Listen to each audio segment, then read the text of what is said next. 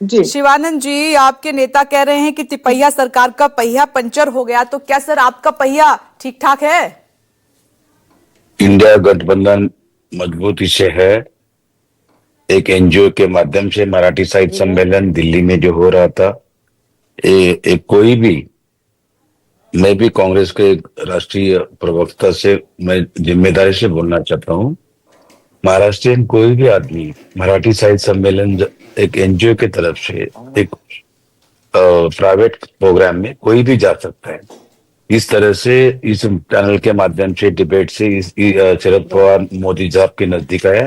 ये सच है, मोदी साहब डरे हुए हैं क्योंकि ये डबल इंजन सरकार खतरे में आए हुए हैं। चंद्रबाबू नायडू, नीतीश कुमार, दिल्ली के जो रेखा जी सीएम बने उसमें नीतीश कुमार जी आए नहीं। ये सबको छुपा नहीं है।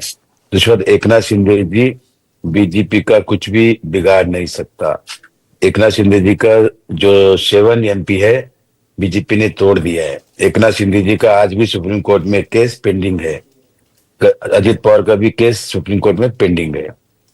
सिंपल मेरे चैनल के माध्यम से मेरे भी कुछ मीडिया में मेरे भी मित्र हैं, कुछ बीजेपी में मेरे कुछ साथी मेरे दोस्त हैं, उनके माध्यम से मेरे पास जो न्यूज आया है, आदित्य ठाकरे डिप्टी सीएम बनने जा रहे हैं और जो शिवसेना उद्धव गुट को दोबारा धनुष्य बाण देना तय हुआ है।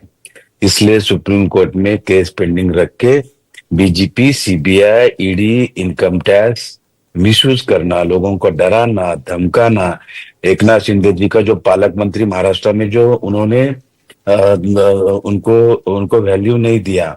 एकनाथ शिंदे जी को सब कुछ एकनाथ शिंदे जी का यूज किया विधानसभा में। जब चलिए ठीक है, इस पे तो मैं जवाब दूंगी, लेकिन शिवानंद जी सवाल ये भी उठ रहा है। आपने कहा कि इंडिया गठबंधन मजबूत है, लेकिन शरद पवार ने पहले ही बोल दिया कि खत्म हो चुका है ये गठबंधन, कुछ नहीं बचा। उसके कई एग्जाम्पल सामने भी आ चुके हैं। दूसरा मैं सवाल ये कर रही हूं कि आप चलिए महायुति पर सवाल उठा रहे हैं, क्या महा विकास अघाड़ी में सब कुछ ठीक है? एक तरफ देखिए एकनाथ शिंदे जी ऑपरेशन टाइगर चला रहे हैं, उद्धव गुट के जो विधायक है उनसे मिल रहे हैं, उद्धव ठाकरे देवेंद्र फडणवीस से मिल रहे हैं। तो मेरा सवाल ये है कि क्या महाविकास अघाड़ी में सब कुछ ठीक चल रहा है? देखिए, महाराष्ट्र में देवेंद्र फडणवीस नरेंद्र मोदी का आदमी है, एकनाथ शिंदे अमित शाह जी का। आज अमित शाह पुणे दौरे में है, अभी क्या क्या खेला करेंगे देखिए। देश के 15 नरेंद्र मोदी जी और अमित शाह जी का काम क्या है? 10 साल सेंट्रल में बैठ के वो क्या किया है?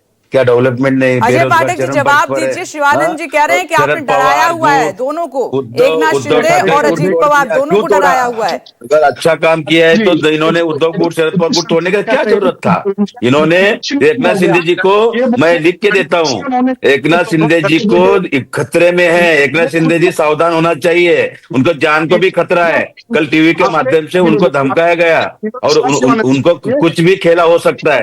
एकनाथ शिंदे जी को जो 2024 से 2025 में जो विधानसभा इलेक्शन हुआ उसमें यह तय हुआ कि उनको सब कुछ पता है, किस तरह से ईवीएम हैक किया, किस तरह से उन्होंने 99 एमएलए बीजेपी का बढ़ा दिया और बीजेपी सत्ते में बैठे, जिस तरह से ब्लैकमेलिंग किया उनको। एकनाथ शिंदे को पूरा इनका बीजेपी आरएसएस का सब कुछ पता है क्योंकि सीएम साहब एकनाथ शिंदे जी थे। शिवानंद जी आपकी वॉइस ब्रेक हो रही है सर।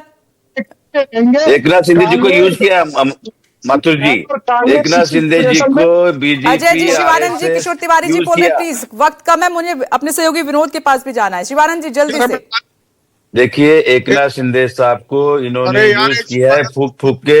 एकनाथ शिंदे जी रहना चाहिए हमेशा महाराष्ट्रियन लोगों के लिए, महाराष्ट्री मानुष के साथ हमेशा धोखाधड़ी रहना चाहिए।